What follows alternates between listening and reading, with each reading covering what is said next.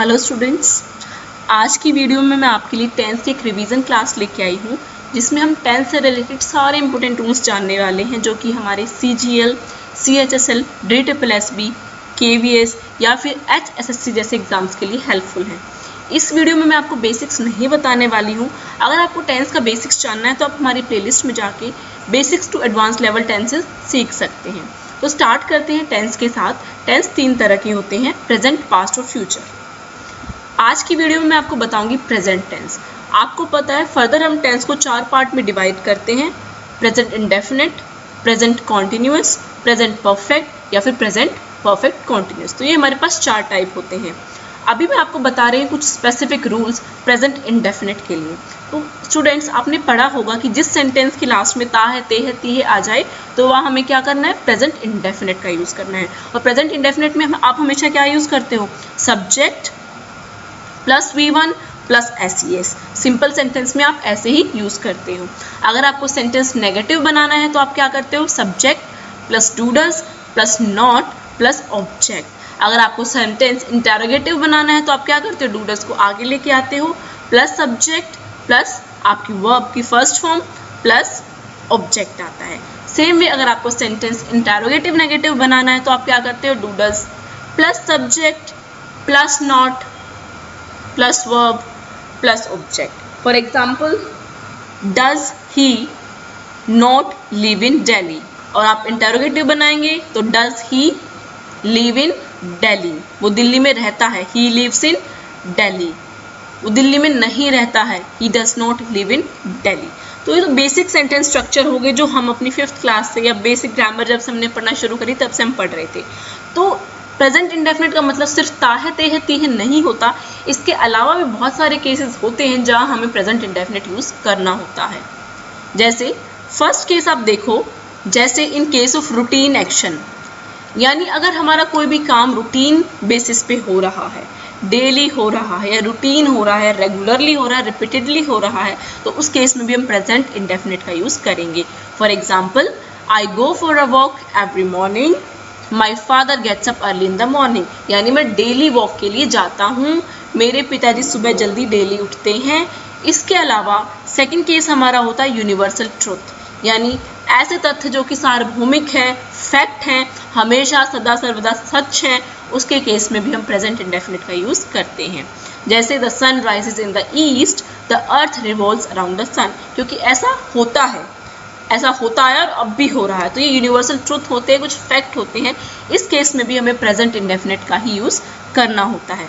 इसके अलावा कुछ ऐसे काम जो इर्रेगुलरली हो रहे हैं बट अक्सर होते हैं, जैसे जापान में या मैं कहूँ नेपाल में अर्थक्वेक्स आते रहते हैं अक्सर, तो मैं इस सेंटेंस में प्रेजेंट इंडेफिनिट का यूज़ करूँगी।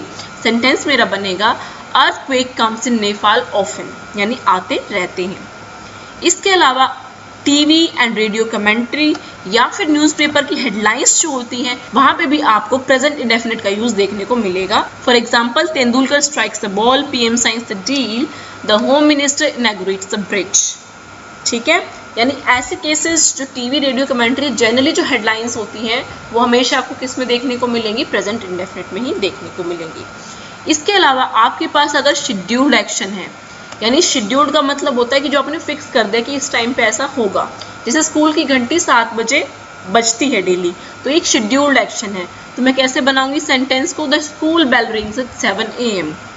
सेम वे में अगर मैं बोलती हूँ कि जो बार है वो 9 बजे खुलता है डेली, शेड्यूल्ड एक्शन है ये, डेली ऐसा होता है। तो इस केस में मैं कैसे बनाऊंगी सेंटेंस को, the bar opens eight 9 PM। इसके अलावा जो मेरे सेंटेंस होते हैं हेयर एंड देयर से स्टार्ट होने वाले, उस केस में भी मुझे प्रेजेंट इंडेफिनिट का यूज़ करना होता है। For example, here comes the bus, here comes the prince, there goes the queen. आपने ऐसे सेंटेंसेस सुने भी होंगे।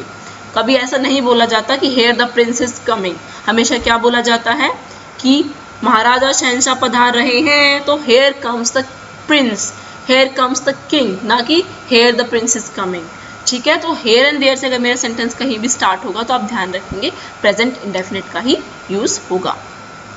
इसके अलावा अगर मेरा कोई फ्यूचर प्लान्ड एक्शन है तो ये ना बोल के कि prime minister will go to America next week, मैं क्या प्रेफर करूंगी as per the grammar rules. अगर कोई फ्यूचर प्लान एक्शन होता है तो उसको हम प्रेजेंट इंडेफिनिट में बोलते हैं। तो इंस्टेड ऑफ सेइंग कि prime minister will leave for America next week, हम क्या बोलेंगे, prime minister leaves for America next week, यानी मैंने यहाँ क्या यूज़ किया, प्रेजेंट इंडेफिनिट का।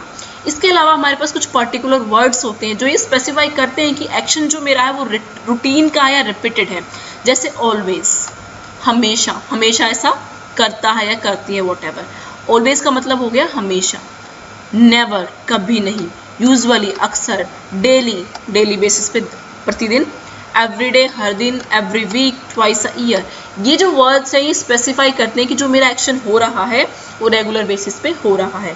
तो ऐसे सेंटेंसेस जहाँ पे आपको ये वर्ड मिल जाए तो आप ध्यान रखेंगे वहाँ पे हमें प्रेजेंट इंडेफिनिट टेंस का ही यूज़ करना है। He is going to the bar, usually, तो ये गलत हो जाएगा।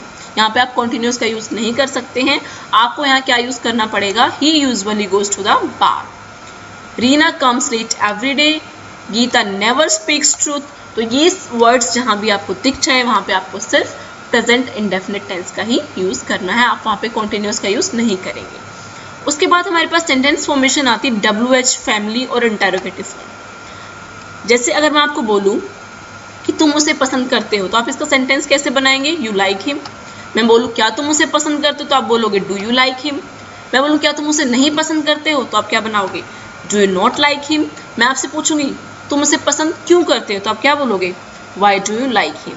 यानी अगर मैंने सेंटेंस लिखा I don't know why do you like him, इसका क्या मतलब है कि मुझे नहीं पता तुम उसे क्यों पसंद करते हो।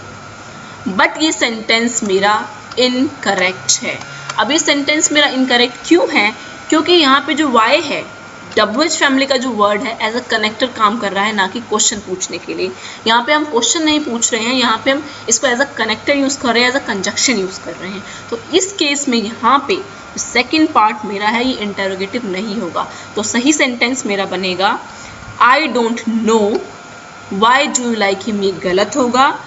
I don't know why you like him या वाई शी लाइक्स हर। इस तरह के सेंटेंसेस में मेरा जो सेकंड पार्ट है वहाँ पे इंटरोगेटिव पार्ट नहीं बनेगा, बल्कि सिंपल अफर्मेटिव सेंटेंस ही आएगा। एक और एग्जांपल लेते हैं इसका, वेयर डज ही लीव, वह कहाँ रहता है।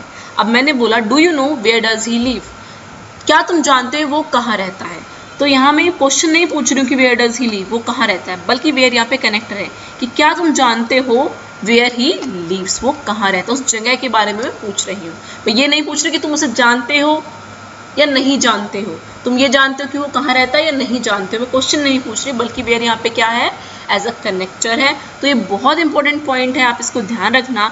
जब भी आपको WH फैमिली का word as a conjunction, as a connector मिलेगा कहीं भी, तो आप ध्यान रखेंगे सेकेंड पार्ट आपको इंटरोगेटिव नहीं बनाना है, बल्कि simple affirmative present indefinite tense का ही यूज़ करना है। आई होप आप सबको यहाँ तक जो मैंने समझाया क्लियर होगा। नेक्स्ट पार्ट में मैं आपको कंटिन्यूस कुछ इंपॉर्टेंट रूल्स बताने वाली हूँ जो कि आपके लिए बहुत इंपॉर्टेंट होंगे। अगर आपको वीडियो पसंद आ रही है तो आप वीडियो को लाइक कर दीजिए और अपने सजेशंस मेरे साथ शेयर करना ना भूलें। Bye bye for now, will see you in the next video.